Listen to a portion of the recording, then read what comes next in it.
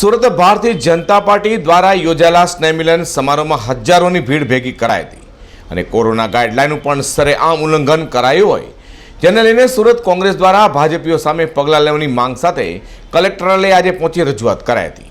તો આ સમયે કોંગ્રેસીઓનું ઘર્ષણ પણ જોવા મળ્યું હતું. સુરત શહેર જિલ્લા કોંગ્રેસ સમિતિ દ્વારા સુરત કલેક્ટરાલય પહોંચી આવેદનપત્ર આપવામાં આવ્યું હતું અને જણાવ્યું હતું કે ભારતીય જનતા પાર્ટીના સાંસદ અને પ્રદેશ પ્રમુખ CR પાટીલ દ્વારા બુધવારે વનિતા વિશ્રામ ગ્રાઉન્ડ ખાતે હજારોની સંખ્યામાં લોકોને ભેગા કરીને સ્નેહમિલન સમારોહ યોજ્યો હતો.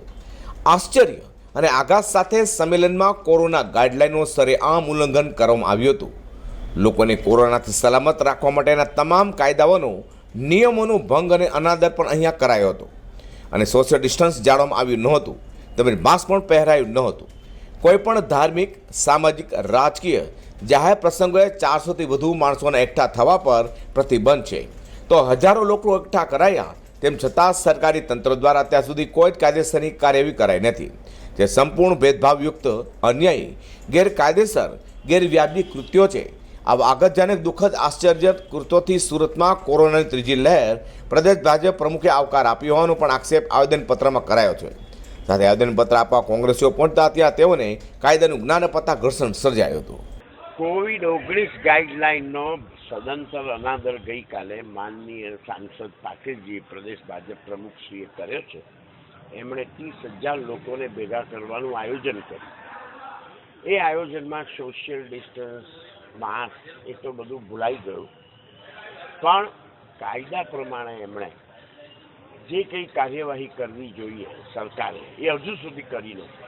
કલેક્ટર, કમિશનરને અમે એ જ રજૂઆત કરવા આવ્યા છીએ કે એમની વિરુદ્ધ સરકાર કાયદેસર કાર્યવાહી કરે, લીગલ એક્શન લે, કારણ કે કોવિડ-19ના સરકારી નિયમોનો જ અનાદર અને ભંગ કરે છે.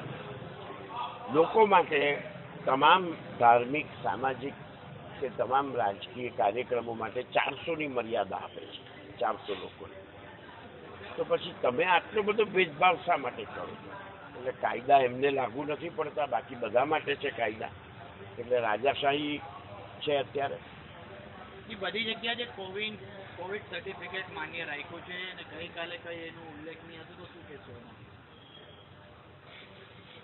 એમણે ત્યાં કોઈ કાર્યવાહી જ નહીં કરી. કોવિડ સર્ટિફિકેટની વાત જવા દો, ટેસ્ટિંગની વાત જવા દો. કોર્પોરેશને નામનું ટેસ્ટિંગ ત્યાં રજૂ કર્યું, કોઈએ ત્યાં ટેસ્ટિંગ કર્યું નહીં, કોઈ રેકોર્ડ એમની પાસે નથી. સભામાં નાના બાળકો પર જોવા મળ્યા હતા. નાના બાળકો, કારણ કે એમણે જમણવાર રાખ્યો હતો. એમણે આટલી બધી પેટ્રોલ મોંઘવારીમાં 2 લીટર પેટ્રોલનું દાન કર્યું, જમણવાર કરાવ્યો. અને એમણે જે સામિયાણું કર્યું હતું એ તો કરોડો રૂપિયા અત્યારે સત્તાને કારણે એમના ચરણોમાં છે, એટલે એમણે સદંતર દુરુપયોગ કર્યો એમના નાણાંનો, એમને મુબારક. પણ ધારો કે આ 30,000 જણમાંથી 3,000ને કોવિડ હોય, 300 જણને, એમાંથી 30,000ને ફેલાય, તો એની જવાબદારી કોની? એમણે ઇન્જેક્શનો વેચેલા, આજે બી હાઈકોર્ટમાં કેસ પેન્ડિંગ છે, તો આ કેસ બી હાઈકોર્ટમાં પેન્ડિંગ રહેશે.